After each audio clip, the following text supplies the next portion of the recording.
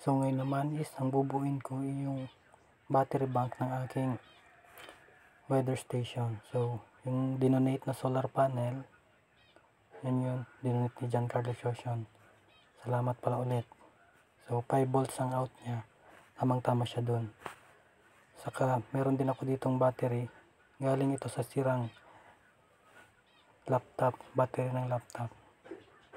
So 4 siya at isang BMS na 10 amps. So ang connection yan is naka-parallel lang yan, ay naka-series lang yung dalawang yan. So ano siya, 2P 2 series. So ganyan, naka-series lang siya. Positive to negative.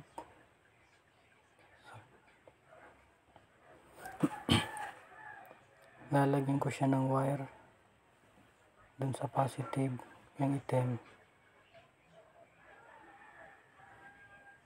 Dodoblin ko ang wire niya para hindi siya uminit. So yan, binabalatan ko na.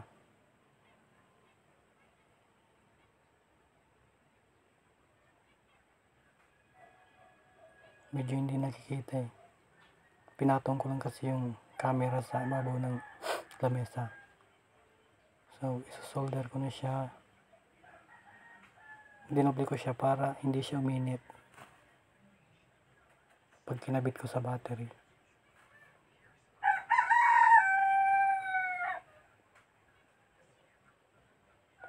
Putulin ko siya dyan.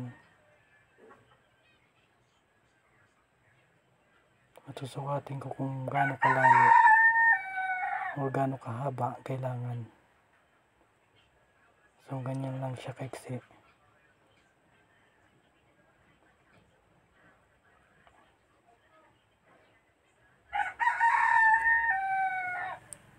So yan.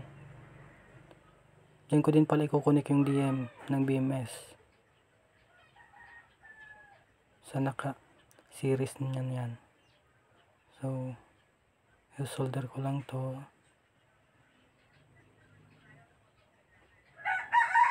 Putulin yung sobra. So yan, ididikit ko na siya. Positive yan ng battery. Yan yung positive side. So yan. At yung negative side ng isang battery.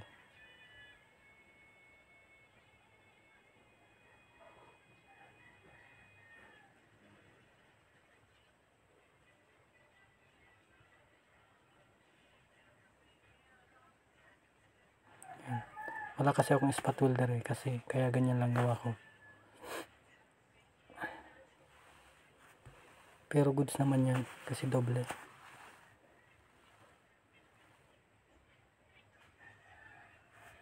So itong BMS na to, yung B negative is dyan sa negative ng battery. At yung positive B ay dyan naman sa positive sa kabilang battery. At yung BM ay dyan sa naka-series na yan. Dyan sa gitna. Dyan ko siya idudugtong. So mamaya puputulin ko ulit yan. At dyan ko sa gitna niyan idudugtong. Yan. So ngayon, kakabit na natin muna itong BMS. So yan palang mga ginamit ko dyan is mga gamit na yan. Na-recycle ko lang. Matagal na yan naka-stock sa aking lalagyan ng mga gamit.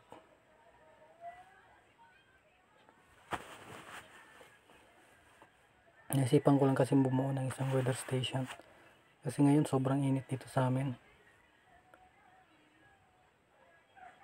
Parang impyerno.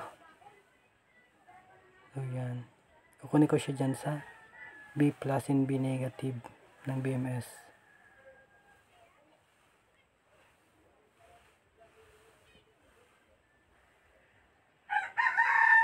Dyan sa negative ng battery.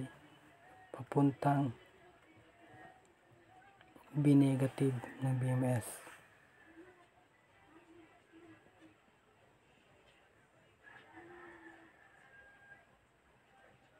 puputulin ko yan gitna. So doon naman sa kabila sa positive, so papunta naman yan sa B positive ng BMS. Linisan ko lang kasi madaming natirang soldering lead sa dulo. So yan, kukunin ko na, papunta yan ng B positive.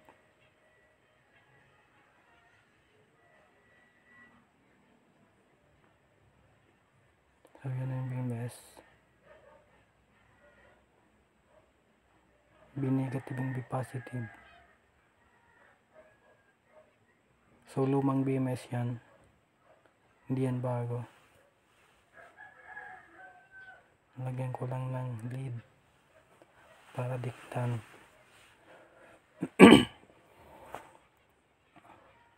Pero dyan ko yan sa ibabaw lalagyan. Dyan ko siya sa ibabaw lalagyan yung wire.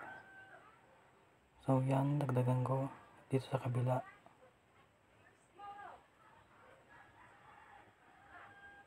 At yan, ititin ko din yan ng soldering lead para mas dumikit siya sa ating BMS board.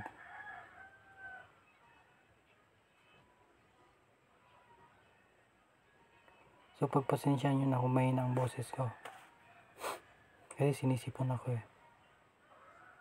So dyan siya sa positive, B positive at sa positive ng battery.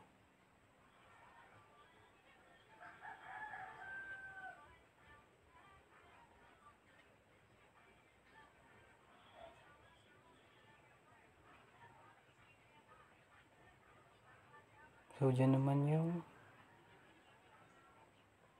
negative B sa negative ng battery. At sunod yung BM papunta dun sa naka-series na battery dun sa kabila.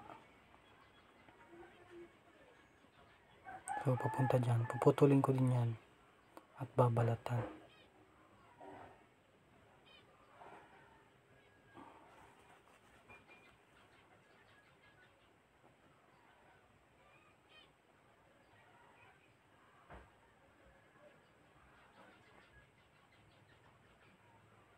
Ganyan ginawa ko para hindi siya umaba.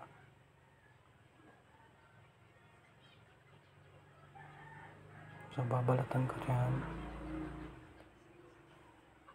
at ititin ang dulo, yung copper.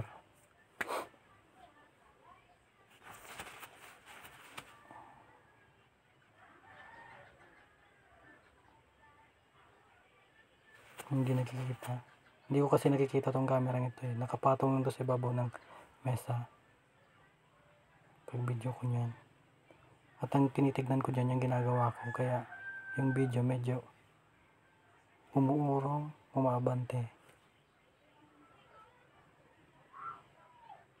So yan, ikukonek ko na yan at ititin ng soldering lead.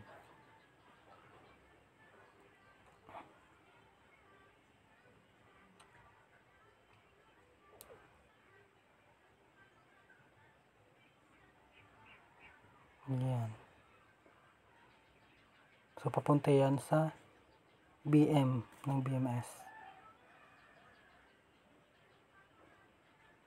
Lalagyan ko ng mahabang wire papunta ng BMS.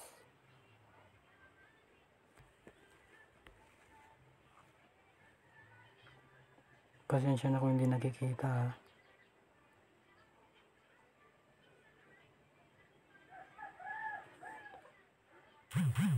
So kung bago pa lang kayo dito sa video ko, please like and subscribe.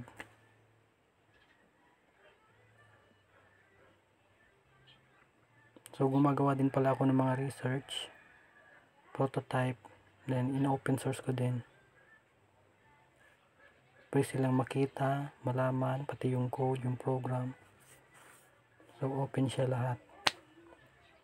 Meron din akong GitHub account at Patreon. So kung gusto din niyo mag-donate ng mga ganyan battery or kahit anong electric board or mga circuit board is tumatanggap din ako. So ikukunin ko na siya sa BM.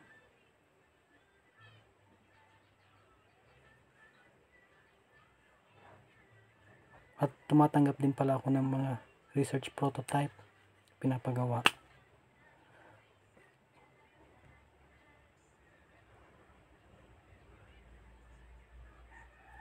So yan, i-test ko na siya kung tama ba at kung meron siyang output. So test ko muna dito sa negative and positive ng battery.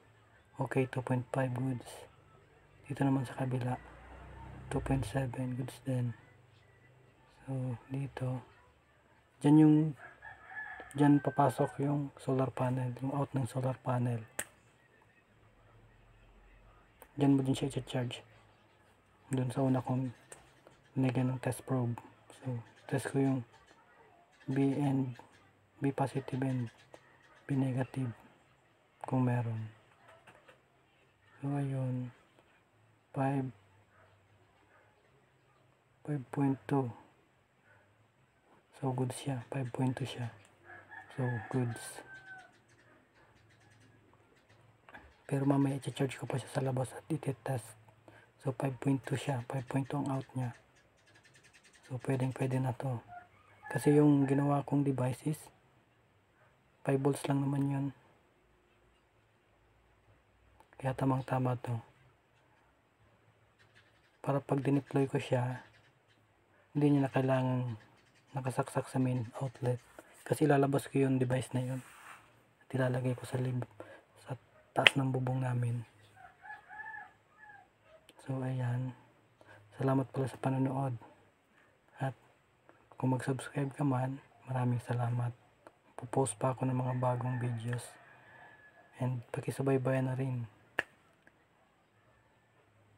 Yan pala, kung gusto mong ang out niya is mataas, pwede mong lagyan ng BMS. Ay hindi BMS, yung boost converter. So para